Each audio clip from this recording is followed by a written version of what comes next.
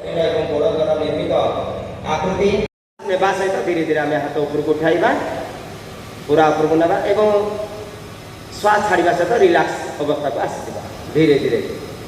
ए क्रिया को आम धीरे धीरे पुनर्बार श्वास नेबा सहित दुई हाथ उपरक नेबा एवं श्वास छाड़ा सहित धीरे धीरे आग को आम नईबा पादर दुई पटे आम हाथ को रखा।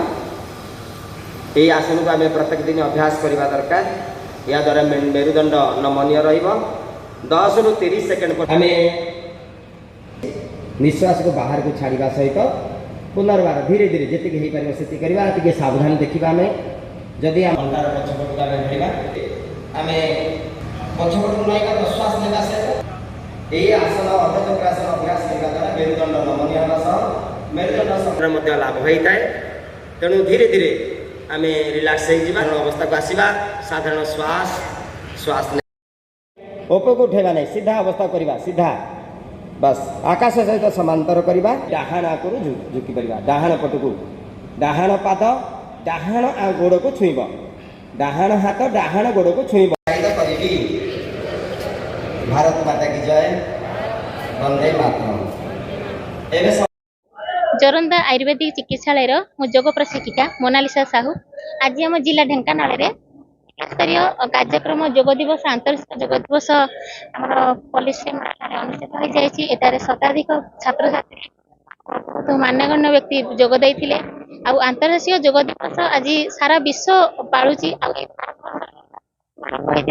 आमे गर्वित यही कार्यक्रम में भागीदार होइथिबारु आ समस्त जानते योग केवल गोटे आसन प्राणायाम नुहे आम जीवन को एटा गोटे जीवन बंचिबार शैली हो जाइछि। आउ ए योग आमर मुख्य प्रधानमंत्री गाँ सहर ठू आरंभ करी कोण अनुकोण रे पहुंचाबा चाहउचंती आ समस्त केमिति गोटे निरोग जीवन सुस्थ जीवन जीवे सेति समस्तंकर प्रयास रही। एही भली कार्यक्रम आम प्रत्येक दिन जदि योग अभ्यास करबा निश्चित रूपे गोटे सुस्थ समाज गठन करि परिबा।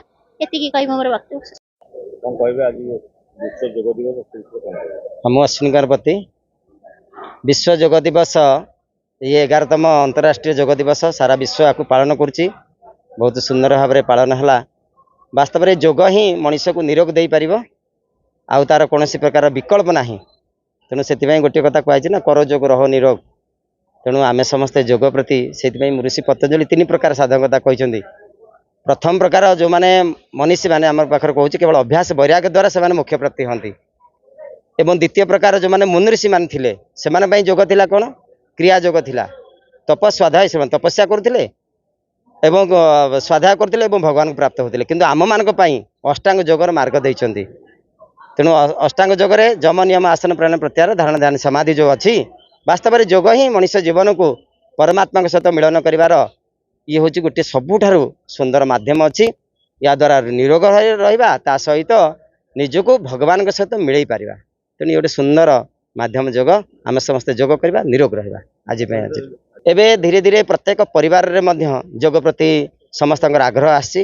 आमे भी निजे मुझे गोटे विद्यालय कलिंगापाल नोडाल हाईस्कल रे टीचर अच्छी सेठी मध्य समस्ते आमर स्टेट एवं जो आम नेशनल योगासन आम चैंपियनशिप रे जज रोचु।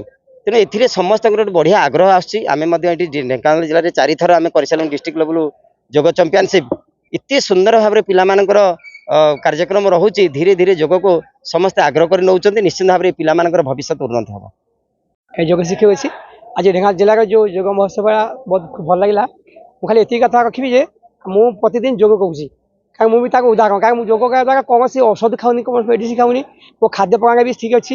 मुझे राति 5टा उठे राति 10टा 25 शुए आउ प्रतिदिन योग करुँगी मुझे बहुत सुस्थ अच्छी। समस्त अनुरोध रखी समस्त प्रतिदिन योग कर